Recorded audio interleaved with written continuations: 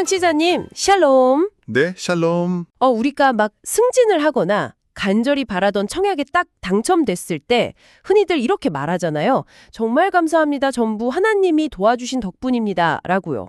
그렇죠. 참 은혜롭고 마음이 따뜻해지는 고백이긴 하죠. 네. 그런데 만약 벽 다지기 준비한 승진에서 뚝 떨어지거나 믿었던 사업이 하루아침에 폭삭 망해버렸다면 어떨까요? 그 논리대로라면 진짜 무서운 결론이 나오죠. 하나님은 나를 돕지 않으셨다. 혹은 내 곁에 계시지 않았다. 이런 차갑고 잔인한 결론이요. 그쵸. 바로 그겁니다. 배움을 즐기고 일상 속에서 깊이 있는 통찰을 원하시는 청취자님과 함께하는 오늘의 깊이 있는 탐구 딥다이브는 바로 이 서늘한 질문에서 출발해 봅니다. 네, 우리가 무의식 중에 막 던지는 그 도와주셨다는 말 이면에는 사실 뭐랄까 내 삶의 성공 여부로 하나님의 동행을 평가하려는 좀 무서운 전제가 깔려 있거든요. 맞아요. 그래서 오늘 저희가 파헤쳐볼 내용이 바로 이화준 목사님의 창세기 31장 38절에서 42절 그 주일 예배 설교입니다. 참고로 오늘 저희가 깊게 파고들 내용은 어떤 일반적인 자료가 아니라 이 목사님의 생생한 설교입니다. 네, 이 설교를 통해서 우리가 일상에서 흔히 쓰는 그 동행의 진짜 의미를 좀 찾아보려고 하는데요. 우리가 오해하고 있던 하나님의 동행이 진짜 어떤 모습인지 아주 날카로우면서도 따뜻하게 재정의해 볼 수 있을 것 같습니다. 사실 성공하면 하나님이 함께 하시는 거고 실패하면 무슨 내 인생 시험지에 빨간 펜 들고 가차없이 감점하는 냉혹한 감독관처럼 느껴지잖아요. 그렇죠. 성적표 매기는 감독관이에요. 그래서 오늘 설교는 이 거대한 오해를 풀기 위해서 창세기의 그 유명한 야곱을 무대로 소환합니다. 야곱이요. 사실 제가 주일학교에서 배운 야곱은 좀 뭐랄까 되게 짠내 나는 고생의 아이콘이었거든요. 짠내 나죠. 억울한 피해자라고 생각하기 쉬워요. 네, 외삼촌 라반 밑에서 20년 동안이나 품삯을 10번이나 깎이면서도 막 묵묵히 일했던 사람이잖아요. 맞아요. 그게 우리가 야곱에 대해 흔히 가지는 첫 번째 착각입니다.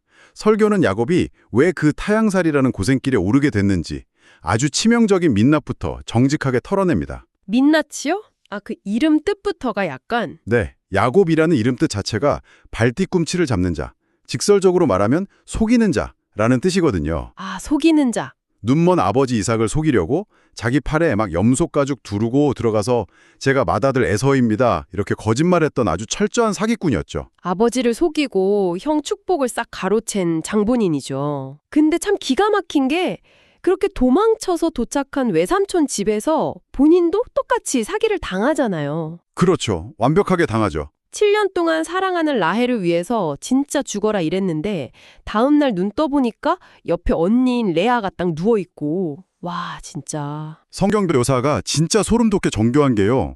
예전에 아버지 이삭이 눈이 어두워서 아들을 구분 못하고 축복했잖아요.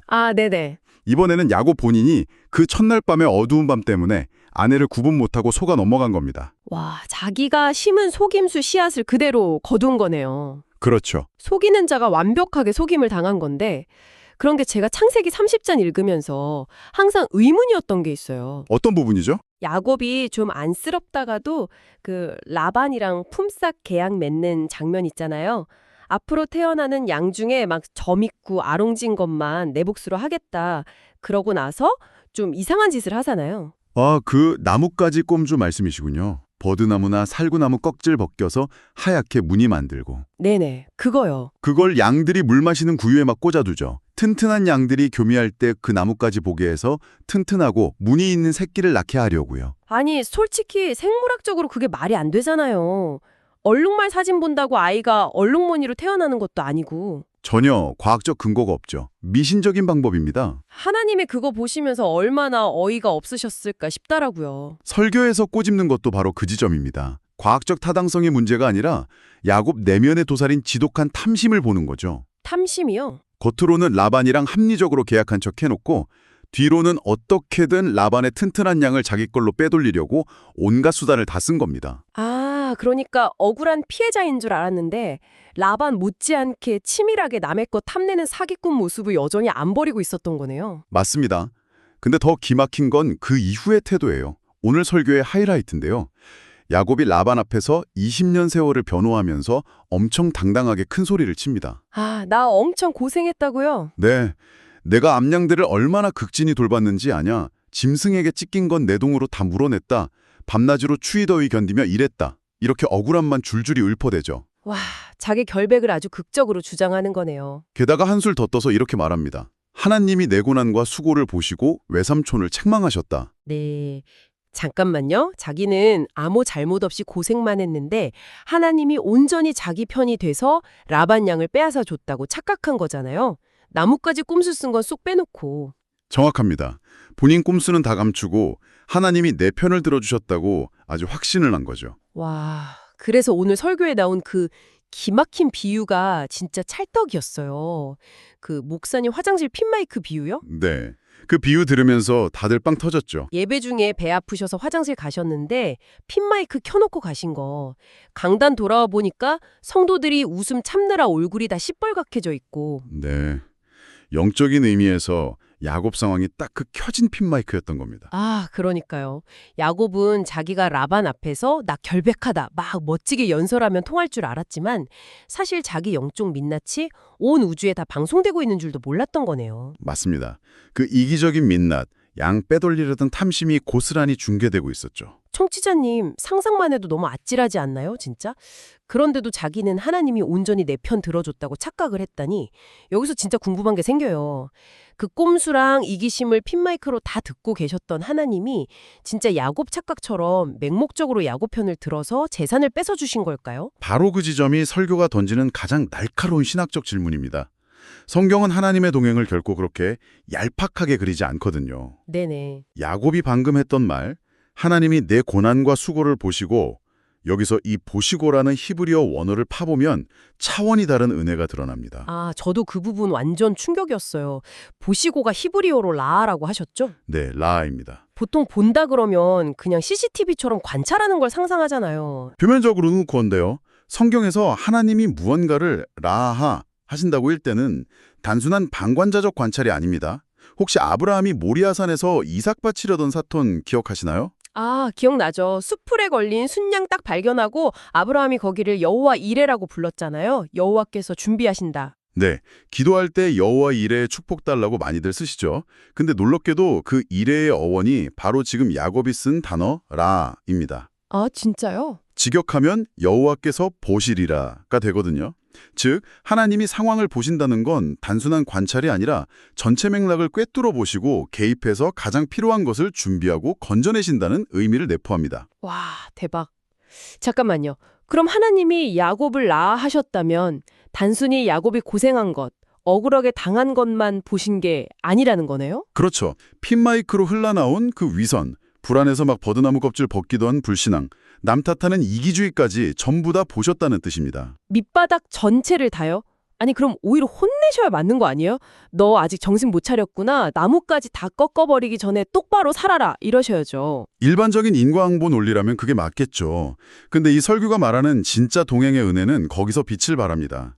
하나님은 그 끔찍한 치부를 낱낱이 보셨음에도 불구하고 그를 떠나지 않으셨습니다. 떠나지 않으셨다. 네, 내 맘대로 상황을 조작해주는 내 편과 성경이 말하는 진짜 동행은 철저하게 구별해야 한다는 겁니다. 아, 그러니까 우리가 그동안 흔히 바랐던 하나님은 내가 막 불법 유턴을 해도 칭찬해주는 되게 이상한 내비게이션이었던 거군요. 이상한 내비게이션 비유 좋네요.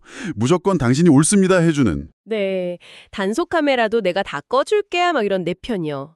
하지만 진짜 하나님의 동행은 내가 경로 이탈에서 헤맬 때 전원을 확 끄고 화내는 대신에 조용하지만 단호하게 경로를 재탐색합니다 라고 말씀하시는 내비게이션이라는 거네요. 완벽하게 꿰뚫은 비유입니다. 경로를 재탐색합니다. 야곱이 20년 동안 온갖 꼼수랑 불법 유턴을 일삼았어도 하나님의 내비게이션은 단 한 번도 꺼지지 않았거든요. 와, 가장 부끄러운 민낯이 폭로되는 순간에도 포기 안 하시고 함께 하시면서 새로운 길을 찾아내시는 것. 그게 바로 라아의 하나님이 보여주시는 진짜 동행입니다. 이 말씀을 듣고 보니까 덜컥 깨달아지는 게 우리가 동행을 막 성공 같은 결과로만 증명하려고 했잖아요. 네, 많이들 범하는 오류죠. 근데 결과가 동행의 증거라면 다 잃어버린 욥이나 감옥에 간 바오로나 심지어 목이 잘린 세례 요한은 어떻게 설명하냐는 거죠. 완전 하나님이 버리신 실패자 되잖아요. 아주 예리하십니다. 결과로 증명하려 들면 신앙이 결국 미신으로 전락하죠. 그래서 설교에서는 결과랑 무관하게 끝없는 재탐색으로 함께하시는 동행 사례를 세 인물을 통해 짚어줍니다. 누군가요? 첫 번째는 우리가 믿음의 조상이라 부르는 아브라함입니다. 아유, 아브람. 참 가끔 정 떨어질 때 있어요. 자기 살겠다고 아내 사라를 2번이나 누이라고 속여서 남의 왕한테 넘겨버렸잖아요. 맞아요. 믿음의 사람으로서 변명할 수 없는 비겁한 밑바닥을 드러냈죠. 그때 하나님이 너 같은 찌질한 겁쟁이랑은 약속 못 지키겠다 하고 떠나셔도 할 말 없는 상황이잖아요. 하지만 하나님의 내비게이션은 꺼지지 않았습니다. 꾸짖고 내치신 게 아니라 사라를 데려간 왕의 꿈에 직접 개입하셔서 위기를 막아내셨죠. 엉켜버린 경로 위에서도 구원의 길을 다시 그려내신 거네요. 2번째 사례는요? 더 드라마틱한 모세입니다. 이스라엘 백성이 시내산 아래에서 금송아지 만들어 우상 숭배했을 때 하나님이 크게 진노하셨죠. 아, 너희끼리 가나안 가라. 난 안 가겠다 하셨잖아요. 그 약속의 땅을 눈앞에 두고요. 네. 그때 모세가 천사라도 붙여서 목적지까지만 데려다 주세요 라고 흥정하지 않았습니다. 그는 이렇게 기도했죠. 아, 뭐라고 기도했나요? 주께서 친히 함께 가지 않으시려거든 우리를 이곳에서 올려보내지 마옵소서. 와, 모세한테는 결과물인 가나안 땅이 전혀 중요하지 않았네요. 젖과 꿀 흐리는 목적지에 하나님 없이 도착하느니 메마른 광야에 평생 있더라도 동행자를 선택한 거네요. 바로 그겁니다. 목적지 도착보다 동행 자체가 본질이라는 고백이죠. 그리고 세 번째, 엘리야를 보면 그 동행이 얼마나 다정한 방식인지 알 수 있습니다. 엘리야요? 갈멜산에서 막 불을 내리던 그 대단한 영적 거장 엘리야. 네. 근데 왕비 이세벨이 너 죽이겠다 협박 한마디 하니까 완전히 무너져 내리죠. 아, 영적 번아웃 와서 광야 로뎀나무 아래 쓰러졌잖아요. 내 생명을 거두시옵소서 하면서 막 절규하고. 그때 하나님이 막 믿음 없다고 혼내거나 신학적인 강의를 늘어놓으셨나요? 아닙니다. 천사 보내서 숯불에 구운 떡이랑 물 한 병 머리맡에 두시고 푹 재우셨어요. 일어나서 먹고 다시 자고. 네, 지친 육신부터 먼저 회복시키셨죠. 주저앉았을 때 곁에서 밥 먹이는 것도 동행입니다. 아, 진짜 눈물 나네요. 우리가 인생에서 완전히 주저앉았을 때 힘내라는 100마디 조언보다 그냥 말없이 따뜻한 밥 한 끼 차려주는 게 진짜 엄청난 위로잖아요. 번아웃된 제 곁에서 밥상 차려주시는 거, 이것도 경로를 재탐색하는 치열한 동행이었네요. 바로 그겁니다. 1등으로 달릴 때만 박수 쳐주는 건 동행이 아니죠.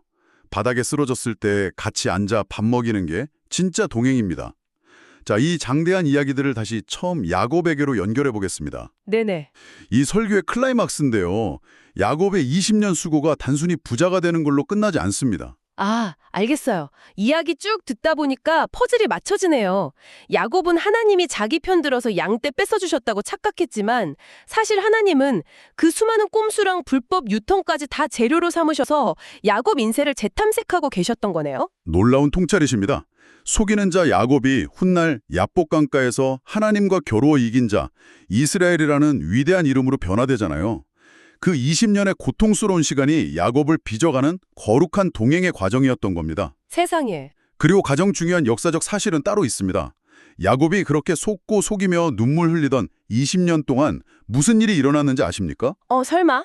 아이들이 태어났죠? 맞습니다. 레아와 라헬 그리고 두 여종을 통해 태어난 12명의 아들들. 그들이 훗날 구속사의 뼈대가 되는 이스라엘 12지파가 됩니다. 와, 야곱의 엉망진창이었던 그 시간에 하나님은 이미 거대한 지도를 그리고 계셨네요. 네. 그리고 그 12지파 혈통을 타고 수천 년이 흘러서 마침내 하나님 자신이 직접 사람의 몸을 입고 역사 속으로 걸어 들어오십니다. 아, 예수님이시군요. 하늘 높이 떠서 우회전, 좌회전 지시만 내리던 내비게이션이 아니라 아예 조수석 문 열고 우리 옆자리에 타신 분. 그래서 예수님 다른 이름이 임마누엘, 하나님이 우리와 함께 계시다잖아요. 맞습니다. 공생의 기간 예수님 행적을 보면 당대 종교인들이 벌레 보듯 하던 세리와 창기들, 식탁에 기꺼이 합석하셨죠. 실패한 자, 경로 이탈한 자들 곁에 앉으신 겁니다. 베드로도 생각나요. 자기가 살겠다고 예수님 3번이나 부인하고 저주하며 도망쳤잖아요. 근데 갈릴리 바다에서 허탈하게 금을 던질 때 부활하신 예수님이 제일 먼저 찾아가셨죠. 네. 심지어 바닷가에 숯불을 피우고 생선과 떡을 구워놓고 기다리셨습니다. 베드로가 예수님 부인할 때 쬐고 있던 그 대제사장 앞마당의 숯불, 그 수치의 냄새에 진동하는 트라우마 가운데로 예수님이 쑥 들어가셔서 먹이시고 회복시키신 거네요. 배신한 자의 아침 밥상을 차려주시는 동행입니다. 그리고 기독교 신앙의 절정인 십자가를 보십시오. 극심한 고통 앞에서 모든 제자가 도망쳤습니다. 동행을 포기하고 경로를 이탈한 건 늘 인간이었죠. 아, 진짜 그러네요. 하지만 끝까지 포기하지 않고 십자가 지신 분, 우리가 도망쳐버린 죽음의 자리까지 홀로 걸어가 동행을 완성하신 분이 바로 임마누엘, 예수 그리스도이십니다. 야곱에게 끊임없이 경로를 재탐색합니다 하시던 그 사랑이 십자가에서 완전히 증명된 거죠. 청취자님, 지금 우리가 나누는 이 진실이 얼마나 거대한 자유를 주는지 느껴지시나요? 우리는 이제 더 이상 내 삶에 그럴싸한 성취가 없고 은행잔고 줄어들고 승진 미끄러졌다고 하나님이 날 버리셨나? 하면서 불안해할 필요가 없습니다. 네, 눈에 보이는 결과물로 하나님의 사랑을 입증하려고 애쓰지 않아도 되죠. 맞아요. 지금 억울하게 눈물 흘리는 자리에 있든 아브라함처럼 내가 너무 찌질하고 비겁하게 느껴져서 숨어버리고 싶은 자리에 있든 아니면 엘리야처럼 바닥에 주저앉아 옴짝달싹 못하는 자리에 있든 간에 바로 그곳에 이미 하나님이 와 계십니다. 결코 전원을 끄지 않는 내비게이션처럼 우리를 안고 새로운 길을 그려내고 계신 거죠. 그렇습니다. 오늘 설교가 주는 핵심적인 위로는 이겁니다. 동행은 내가 원하는 길로 하나님을 끌고 가는 게 아닙니다. 나의 수많은 실수 앞에서도 나를 포기하지 않으시고 가장 선한 목적지를 향해 끝까지 경로를 재탐색하시며 함께 걸어주시는 은혜입니다. 그러니 모세처럼 그저 하나님, 저와 친히 함께 가주세요 라고 구하면 충분합니다. 오늘 이 깊은 탐구를 마무리하면서 청취자님께서 일상 속에서 깊이 곱씹어 보실 수 있는 사색적인 질문을 하나 던져드리고 싶습니다. 만약 참으로 하나님이 우리의 그 수많은 불법 유턴과 실수들마저도 결국 우리를 이스라엘로 빚어가는 완벽한 재탐색의 경로로 사용하고 계신다면 어떨까요? 정말 생각이 많아지는 질문이네요. 네, 지금 당장 내 기도가 꽉 막혀서 지연되고 있는 것 같고 내 직장이나 가정에 나를 억울하게 만드는 라반 같은 존재가 버티고 있는 답답한 현실조차도 어쩌면 나를 온전한 목적지로 이끌기 위해 하늘의 내비게이션이 새롭게 그려내고 있는 최고의 우회로는 아닐까요? 꼬여버린 경로를 완전히 다른 시선으로 보게 만들어줍니다. 오늘 하루 원망하는 대신 나를 위해 새로운 길을 계산하며 말없이 내 옆자리에 앉아 계신 그분의 시선으로 삶을 바라보시면 어떨까 제안해봅니다. 그 끝없는 재탐색과 완전한 동행하심이 주는 든든한 평안이 청취자 여러분의 일상에 온전히 스며들기를 깊이 소망합니다. 하나님 나라를 누리는 행복한 삶이 되시기를 바랍니다. 샬롬.